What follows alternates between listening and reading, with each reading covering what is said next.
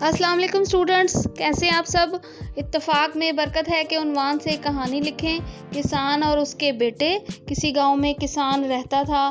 وہ اس لحاظ سے تو خوش قسمت تھا کہ اس کے 4 بیٹے تھے، لیکن اسے اس بات کا بہت دکھ تھا کہ اس کے بیٹے آپس میں ہمیشہ لڑتے رہتے تھے۔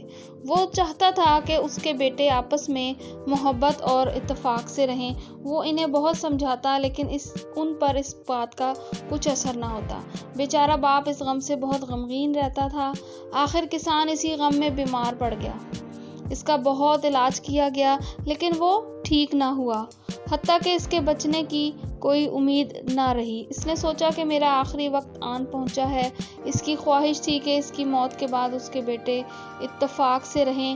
آخر اسے ایک تجویز سوجھی۔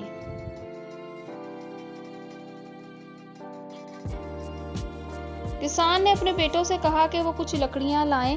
جب وہ لکڑیاں لے آئے تو باپ نے کہا کہ انہیں باندھ کر ایک گٹھا بناؤ۔ بیٹوں نے ایسا ہی کیا۔ اب باپ نے بیٹوں سے کہا کہ اس گٹھے کو باری باری توڑیں۔ ہر بیٹے نے پوری کوشش کی لیکن کوئی بھی گٹھا نہ توڑ سکا۔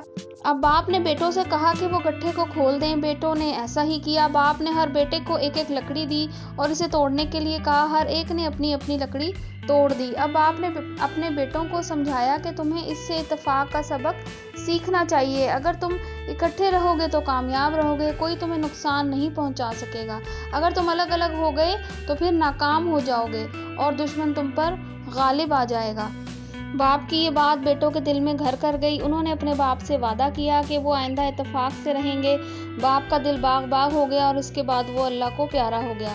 کہانی کا اخلاقی سبق ہے، اتفاق میں برکت ہے۔